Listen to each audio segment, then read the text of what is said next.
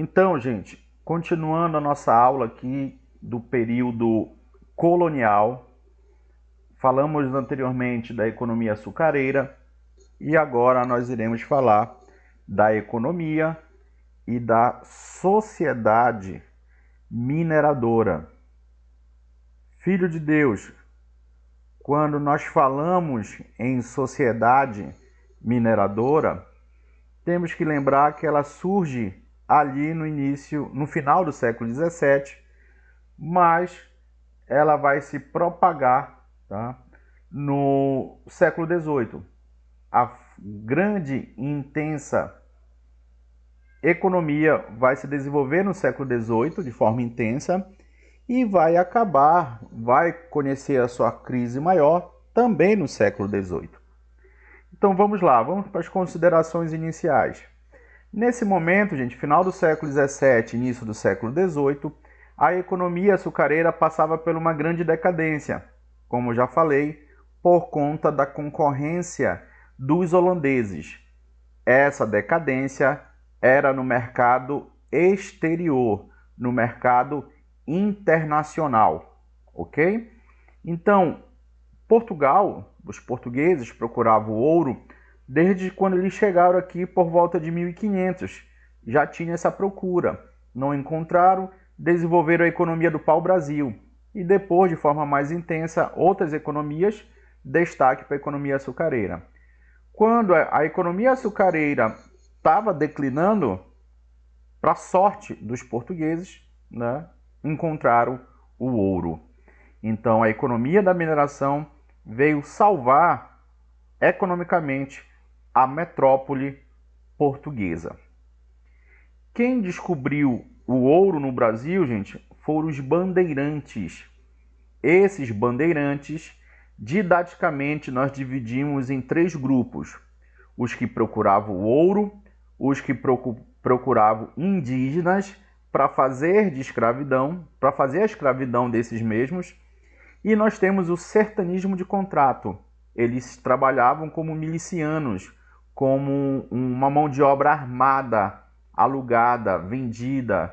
Eles cobravam dívidas atrasadas, eles destruíam quilombos, eles matavam o cara que pegou a mulher do outro cara, já tem até a questão do chifre aí. O que você quisesse que eles fizessem, bastava pagar para os bandeirantes. Numa dessas andanças dos bandeirantes, lá no Rio das Velhas, isso aqui, gente, é um período aproximado. Nós não temos 100% de certeza que foi 1695. Pode ter sido 92, pode ter sido 96. Aquilo que eu falei no início da aula foi no final do século XVII, mas ela se fortaleceu e entrou em decadência no século XVIII. Na época, gente, não tinha estradas como hoje. Então os bandeirantes eles andavam principalmente seguindo o leito dos rios. O movimento bandeirantista, gente, ele foi tão grandioso em percorrer todo o Brasil que teve um bandeirante que saiu de São Paulo, o foco deles ali era São Paulo, a residência deles geralmente era São Paulo, São Vicente, e foi parar no Pará, lá próximo de Cametá, né, para vocês verem quanto eles percorriam milhares e milhares de quilômetros. Logicamente que eles iam parando, alguns meses ficavam com os indígenas, depois seguiam viagem. Esse ouro que ele foi encontrado aí no finalzinho do século XVII, ele estava no aluvião, ou seja, na margem dos rios. Então era muito fácil retirar esse ouro que estava naquela argila, naquela areia molhada. Esse ouro, gente, além de ouro de aluvião, ele é chamado de ouro de fascação. Por que fascação? Porque ele fascava, ele brilhava a partir do momento que ele recebia a luz do sol. Então, para você ver como ele estava na superfície. Logicamente, com o passar do tempo, eles foram encontrando ouro de forma mais adentro do território, do terreno, mais fundo, podemos assim dizer. E aí eles cavavam lá 5 a 10 metros para poder procurar esse ouro, e às vezes tinha desmoronamento dessa terra. Quem morria? O escravo, claro, que era a principal mão de obra dessa economia mineradora. Seguimos. Aqui, gente, para você ter a noção, tá, de onde eles desenvolviam a economia da mineração? Então, tu não pode esquecer, gente. Primeiramente, a região de Minas Gerais. Deixa eu pegar aqui a canetinha para poder riscar durante a aula.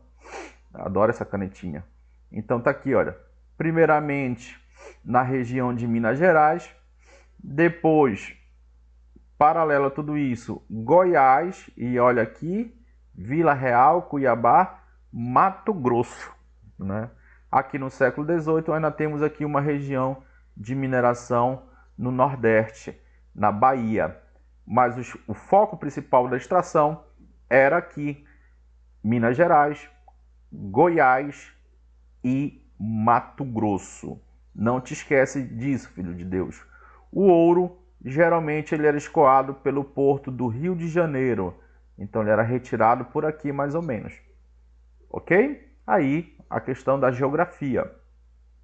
Um cuidado especial. Tem um historiador que ele fala, gente, que a região de Minas Gerais era a região mais colonial da colônia. Ou seja, era a região mais fiscalizada. Era a região onde mais tinha a exploração da metrópole, onde tinha uma presença militar muito grandiosa. Tanto é, gente, que foi criado um governo especial. Foi criado um conjunto de regras que criou a Intendência das Minas. Como assim, professor? Você tem a região de Minas Gerais e dentro da região de Minas Gerais você tem um intendente que administrava essa região. A região de Minas Gerais poderia ser governado por um capitão donatário X e a região de Minas pelo intendente Y. Pessoas diferentes. E essa pessoa aqui, ela tinha que mandar as informações diretamente para a metrópole, diretamente para Lisboa. Então existia essa ligação direta. Não era necessário passar pelo governador geral, não era necessário passar por qualquer capitão donatário. Então era um governo dentro de um governo.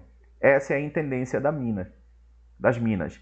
E existia o cargo de intendente, tá? Assim como os seus assessores na questão financeira, o tesoureiro e na questão militar. Beleza? Aqui no século XVIII, na primeira metade do século XVIII, descobriram o diamante.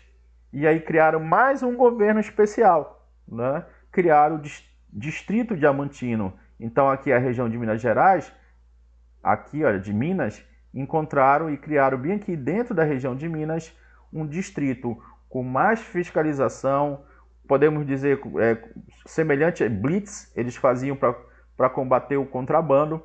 Então era uma atuação muito forte, muito exploratória e de muita fiscalização do governo português. Por conta desse escoamento, ele ser levado principalmente para o Rio de Janeiro, ali na época do Marquês de Pombal, né, o Marquês de Pombal, que é o símbolo do despotismo esclarecido, ora ele era autoritário, ora ele seguia as diretrizes do iluminismo, ele transferiu a capital de Salvador para o Rio de Janeiro. Por quê? Para melhorar a fiscalização, para melhorar o controle, a saída da mercadoria, a saída do ouro, né? Do ouro e do diamante. Claro. Aqui é a dinâmica, tá, gente? Como eram distribuídos, né, os lotes de terras. Esses lotes, gente, nós chamamos de datas. Essas jazidas de exploração de ouro, nós chamamos de datas. Então, observa. As regiões auríferas eram de propriedade do rei, que podia doá-las particularmente para a exploração. Então, tá aqui, olha. O minerador, esse aqui descobriu o ouro. O nome dele, Cassiano. E descobri ouro, só alegria. Vou comprar muito jogo do PS5. Ele descobriu, gente, essa área gigante aqui, olha. Só ouro. Só que essa terra que ele pisa é dele? Não. Ela pertence a quem? Ela pertence ao governo.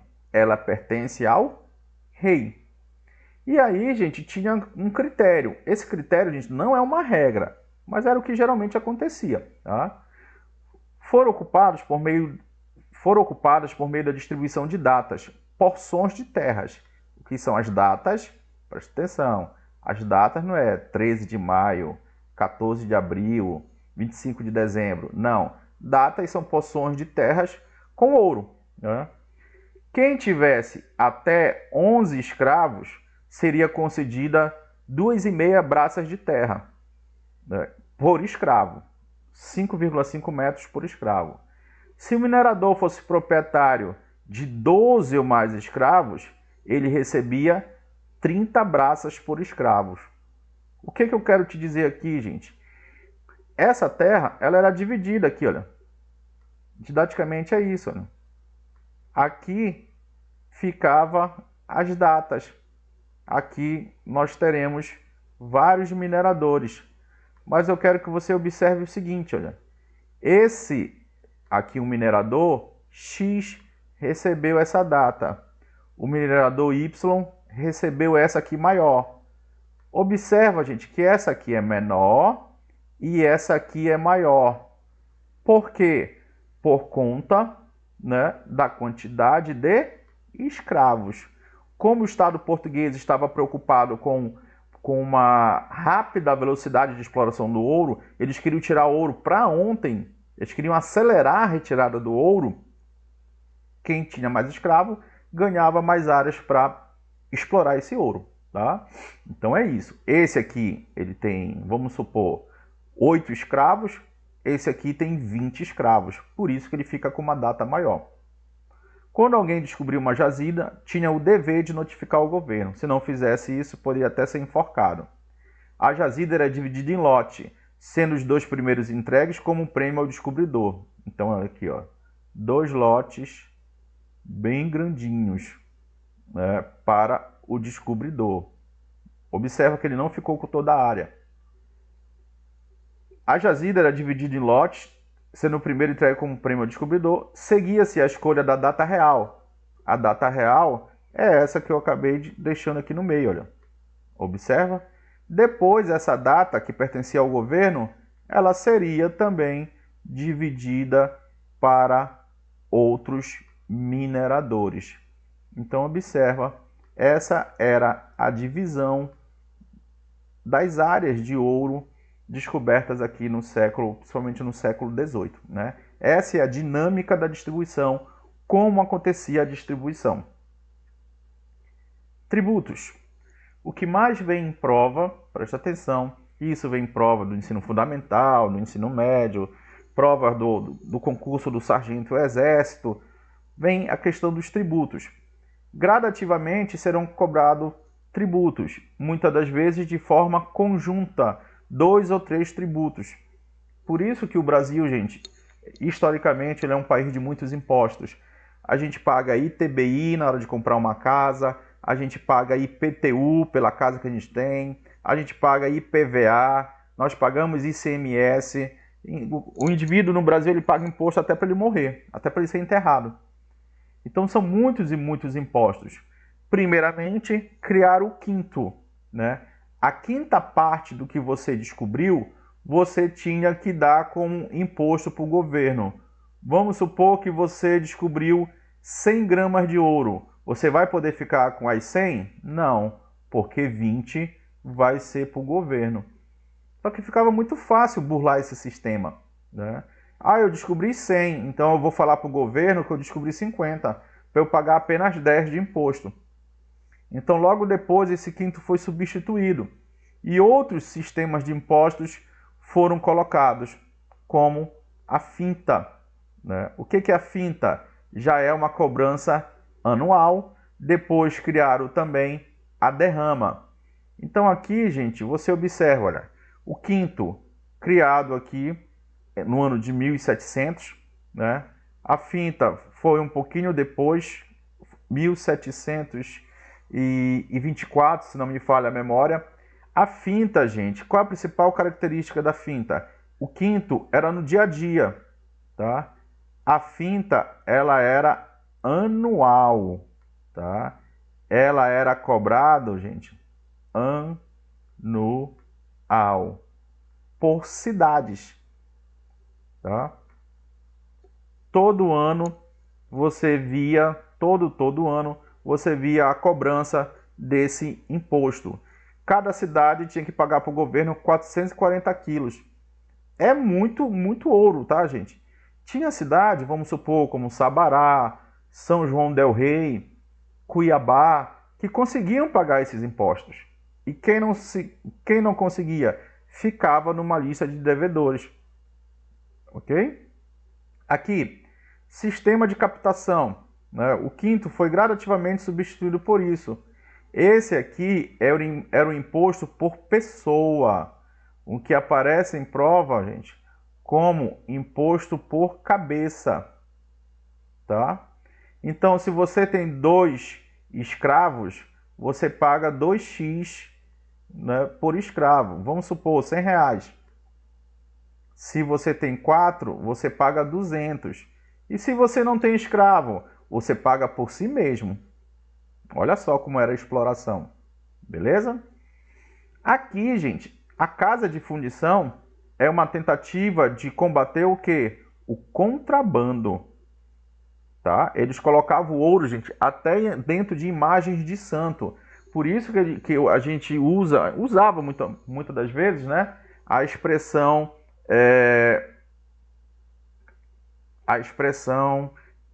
santo do pau oco. Eles colocavam ouro em tudo que é buraco que vocês possam imaginar. Até dentro de fruta, dentro de melancia.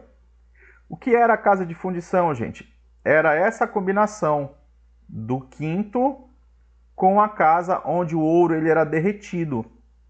Você chegava com 100 gramas de ouro e você saía com 80. Ok? Porque dentro da casa de fundição, esse ouro ele era quintado. Era feito a cobrança, vamos dizer, automática do imposto. Então tá aqui, olha. Esse é o ouro quintado. O ouro em barras assim, gente, fica muito mais difícil de contrabandear, de enfiar em tudo que é buraco que os contrabandistas faziam. Inclusive o próprio Tiradentes, que era corrupto, tá? Muita gente não gosta da verdade, mas ele também trabalhava um pouquinho, além de ser do exército, né? Ele trabalhava tirando dente e também ajudando os contrabandistas e fazendo vistas grossas. Quando nós falamos, gente, de economia da mineração, nós falamos numa relativa, presta atenção, relativa, entre aspas, integração nacional. Porque no período colonial, gente, o que a gente estuda na geografia? Nós temos ilhas econômicas. Na Amazônia, a borracha. No Nordeste, o açúcar. No Sudeste, a mineração. Né? Centro-Oeste, a mineração e outras economias. Só que aqui, gente, essas cidades, essas regiões, elas vão se conectar. Não se conectava muito, gente, com a Amazônia, tá, gente? Mas o restante, as outras regiões do país, Nordeste, Sudeste, Sul, se integravam com as cidades mineradoras. Como? Nesse ciclo aqui, olha. Eles enviavam mantimentos e recebiam em troca o quê? O ouro e o diamante. Então o Sul mandava, por exemplo, carne para Minas Gerais. O Sudeste mandava azeite, sal para Minas Gerais. O Nordeste mandava açúcar para Minas Gerais. Então tinha essa interligação entre as outras cidades que não faziam parte diretamente da economia da mineração. E, logicamente, o Rio de Janeiro é um grande destaque, como essas outras regiões, outras cidades. E o preço das mercadorias, gente, lá em Minas Gerais, eram altíssimos. Teve até um alvará proibindo a agricultura lá, teve até um alvará proibindo a indústria no Brasil, que é justamente para a galera comprar de fora. Um cavalo custava, vamos supor, 20 mil no Rio de Janeiro, lá na região das Minas era 100 mil. É que nem hoje, gente, em região de garimpo. Você vê, por exemplo, hoje, quanto custa um botijão no interior do Amazonas, numa região de garimpo? Custa R$ 500. R$ 400. 1 quilo de arroz, que é R$ 4 aqui, lá na região do garimpo é 15. Até mesmo por conta da dificuldade do transporte dessas mercadorias. Então, eram muito caras essas mercadorias. Falando aqui, gente, de sociedade. A sociedade, gente, é uma sociedade urbana. Embora esteja no interior do Brasil, não é uma sociedade interiorana. Por quê? Porque nós teremos muitas cidades, nós teremos um crescimento populacional, nós teremos uma maior dinâmica econômica, circulação de bens de consumo e circulação de pessoas. Um fluxo migratório muito grande. Então, isso caracteriza uma sociedade urbana. A sociedade da economia açucareira, gente, já era uma sociedade rural, mesmo estando no litoral brasileiro. Correto? Então, gente, era uma área muito perigosa, de muitas e muitas doenças. Como eu falei aqui, acidentes com os escravos mineradores eram constantes. Eles sofriam com diarreia, com infecção intestinal, porque as condições de vida e trabalho eram muito cruéis. É uma sociedade extremamente machista, onde um homem ele é a figura central, ele é o esteio da família, então isso caracteriza como uma sociedade patriarcal, onde a figura central é o homem. O escravo aqui, gente, era a maioria, tá? Os negros eram a maioria. 52% de negro, 22% de branco. O resto eram outras etnias e outros grupos. A vida do escravo era muito difícil por conta disso aqui, olha. Se ele não encontrasse ouro, ele não comia. No entanto, tem outra parada aqui, que era positiva para o escravo. O escravo vai tomar um banho de rio, de igarapé, mergulha de cabeça. Quando ele sai, o sangue está amarelo. Caiu de cabeça num tijolo de ouro. Estourou, mano. Ele pega esse ouro e vai comprar a sua liberdade. Ele vai comprar a sua alforria. Sendo assim, a perspectiva de liberdade na economia da sociedade mineradora era bem maior do que na sociedade açucareira, tá? Mas não pense que era só alegria, tá, gente? Os historiadores, de forma geral, eles dizem, né, pelos cálculos que eu já fiz, menos de 5% dos escravos conseguiam a liberdade. Então, era um número bem restrito. Tem historiador que fala em cerca de 3% ao longo de toda a história do Brasil escravocrata. Ok? Aqui chegamos num gráfico para você ter uma ideia de como rolava essa decadência do ouro. Aqui, olha, o período de maior exploração, tá? Você vê aqui em que século? No século XVIII, de maior lucro, e você vê que vai caindo no próprio século XVIII. Já vem depois o século XIX e nós teremos a economia cafeeira como destaque desse momento. Ok? Então é isso, gente. Ficamos por aqui na questão da economia da mineração e não te esquece, o mais importante é você saber que a principal mão de obra lá era a escravidão. A escravidão indígena? Não. A escravidão africana. Então vamos falar aqui um pouquinho, gente, de escravidão africana, tá? A escravidão existe, gente, desde antes de Cristo, desde tempos imemoráveis, desde antes de existir a escrita. Então era muito comum africano fazer escravo outro africano, até mesmo porque eles não tinham essa ideia. Eu sou africano, você é africano, nós somos parceiros. Não, eu sou do Império X, você é do Império Y. Se tu vacilar, eu te escravizo. Tinha reino africano, rei, inclusive uma pessoa, que tinha milhares de escravos. Tá? Era algo que fazia parte da cultura, da instituição desses impérios, dessas tribos, tá? Desses costumes. Qual vai ser a novidade? O europeu vai chegar lá por volta do século XIV e vai levar ele para outro continente. Essa é a novidade, tá, gente? Então aqui nós temos números aproximados né, dessa chegada de escravos aqui no Brasil, e você vê aí mais de 2 milhões de escravos no total, números aproximados, tá, gente? E o maior período de chegada de escravos vai ser justamente no século XVIII, para trabalhar onde? Na economia da mineração, ok? Aqui, gente, nós temos uma certa tipificação de escravos, né? Como diz aí o Eduardo Silva, a escravidão não funcionou e se reproduziu apenas na força. Ou seja, existia negociação entre senhores e escravos. Os escravos se reuniam e falavam com o senhor, por exemplo, para a permissão da prática do candomblé, da umbanda. O senhor alugava uma escrava e cedia essa escrava para os escravos na senzala manterem relações sexuais. Então, tudo isso era utilizado para pacificar a mão de obra escrava. Aqui nós temos, gente, os escravos ladinos. Quem são esses escravos? Aqueles que já estão, gente, há anos aqui. Aqueles que já entenderam o que é a escravidão.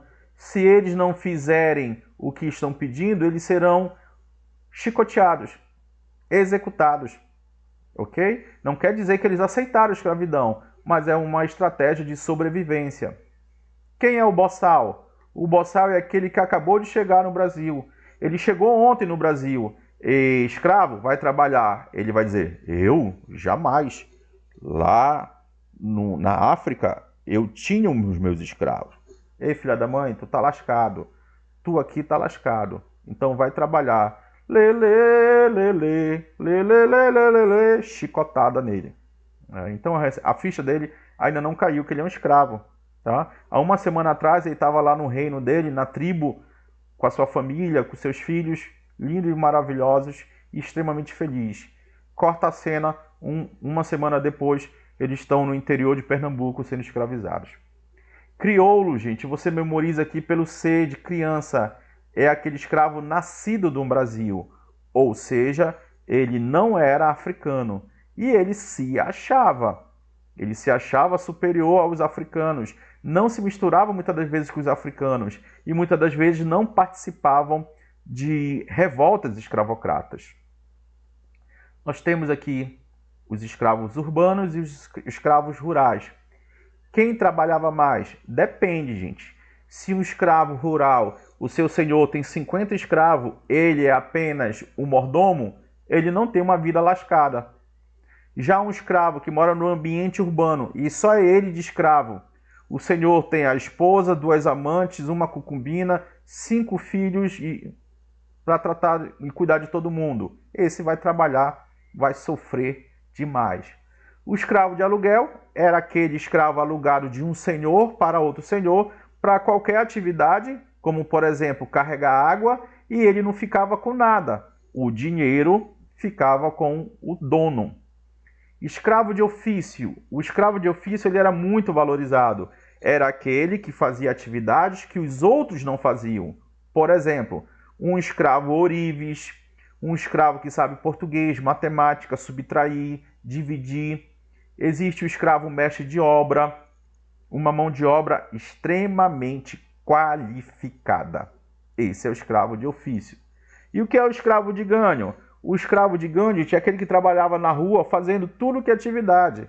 Ele vendia pão, ele acendia as lamparinas, ele vendia água, aí está aí a imagem, ele carregava fezes, ele fazia de tudo, vendia brigadeiro. Olha, senhor, eu vendi aqui, ó, 100 conto de brigadeiro. Oh, legal, o senhor deu o brigadeiro para ele vender num domingo. E o senhor, eu sou muito bom com você, eu fico com 90, você fica com 10. Cruel, né, gente? Mas era assim. Mas pelo menos ele guardava o dinheirinho para, quem sabe, comprar a sua alforria. Os escravos, gente, sempre resistiram, sempre lutaram.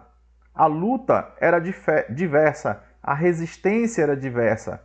Eles escangalhavam suas ferramentas, eles matavam os senhores, eles destruíam a plantação, eles faziam corpo mole, mas não podemos esquecer, gente, a principal forma de resistência era a fuga. Lembrando que nem sempre essa fuga era para sempre. O cara fugiu e foi ver uma gatinha que ele encontrou na feira, uma negra muito bonita. Ele fugiu para saber o que tinha ali do outro lado do morro. Chegou lá, ele viu e era só morro, né? Ele fugiu para ver um parente dele próximo e voltava. Se ele fugiu pela primeira vez, gente, muitas das vezes ele nem era castigado fisicamente. Olha, tu fugiu, pô, tu é parceiro. O Senhor dizia, tu vai ficar um dia sem almoçar. Agora, gente, a principal forma de resistência é inegável. A formação de quilombos, comunidades que recebiam os escravos foragidos, né? Tivemos quilombo no Pará, no Rio de Janeiro, em todo o lugar do Brasil, né? Mas com certeza, né, o principal foi o quilombo dos Palmares, né? Ali hoje na região de Alagoas. Inclusive eu viajando por lá, cheguei muito próximo da estrada que dá acesso a Palmares. Infelizmente não deu tempo de ir lá, né? Ali tem o líder Zumbi, né, em Quilombo dos Palmares, e a morte dele, inclusive em homenagem a ele, foi dado o Dia da Consciência Negra, ok? 20 de novembro. Então, em todas as regiões tinha quilombo. Não era só negro que morava lá, tá, gente? Indígenas, pessoas pobres poderiam morar lá. Não viviam 100% isolado, porque eles mantinham relações econômicas com a vizinhança. E uma nova sociedade, onde você tem a possibilidade de dividir seus alimentos, dividir a sua terra. Por isso que, infelizmente, foi destruída, né? Então você vê aqui um mapa, né, de quilombos em todas as regiões do Brasil, né, em todo o período histórico até a véspera da libertação do escravo com a Lei Áurea, lá em 1888. E aí tem alguns exemplos desses quilombos. Quem era o liberto? O liberto era o ex-escravo. Para ele tentar se diferenciar dos outros, ele vestia roupas, ele usava calçados. Ele poderia comprar, né, a sua alforria, ou ele poderia ganhar um presente na hora do testamento. O Senhor deixou lá um testamento: olha, meus filhos, deem liberdade ao nosso escravo Joãozão. Ele sempre foi uma pessoa de bom caráter, sempre foi fiel, e uma das minhas últimas vontades é a liberdade dele. E aí ele ganhava a liberdade. Serviços militares, como aconteceu na Guerra do Paraguai. Muitos escravos foram libertados para servirem no exército brasileiro. Ok? Aqui nós temos outras economias que aconteciam no Brasil. A economia da pecuária, né, muito forte no sul do Brasil. A economia da pecuária também foi muito forte no Nordeste, tá? E para dar espaço para a economia açucareira, proibiram o gado no litoral. Ele foi colocado para a parte interna do Brasil. Então o gado ele é muito importante para a ocupação territorial interna do Brasil. O tabaco, gente, o tabaco era muito importante. Ele foi o segundo produto mais exportado aí nesse período colonial, porque ele era utilizado como moeda de troca para os escravos lá na África. O algodão, muito forte no Pará, Maranhão e Minas Gerais, né, faziam roupas simples, faziam redes, faziam cordas, e isso foi crescendo e ficou cada vez mais forte na colônia, tanto que a metrópole portuguesa preferiu acabar com essa concorrência, proibir a produção de algodão aqui. A produção de algodão, o algodão sendo transformado em roupas. Então teve esse alvará de 1785, proibindo indústria, proibindo manufatura. Cuidado que isso já veio em prova, tá, gente? Drogas do sertão, aqui na Amazônia, são as especiarias aqui da Amazônia, e durante muito tempo foi a principal atividade econômica aqui no período amazônico, principalmente depois da fundação de Belém, né? 1616, depois outras cidades foram sendo ocupadas por portugueses, tá? Muitos religiosos ganhavam muita grana com isso. Fora isso, gente, nós temos também a agricultura de subsistência, né? Cada engenho tinha a sua áreazinha para plantar um cheiro verde, uma mandioca, um milho, mas o principal produto no engenho, o que é um engenho? Uma fazenda de açúcar. Então eles produziam aquilo não para vender, e sim para consumir. E durante o período colonial, gente, nós falamos muito de latifúndio, grandes extensões de terras, mas também nós temos pequenas extensões de terra, né? Pequenos fazendeiros que produziam alimentos para serem vendidos aqui dentro do Brasil. Beleza, gente? Então é isso. Ficamos por aqui. Até a próxima aula. Estudem. Forte abraço. Aqui é o professor Rogério, do canal História para Todos. Não esqueçam, deixe seu like e inscreva-se no canal. Isso é muito importante para o meu trabalho. Beleza? Fui!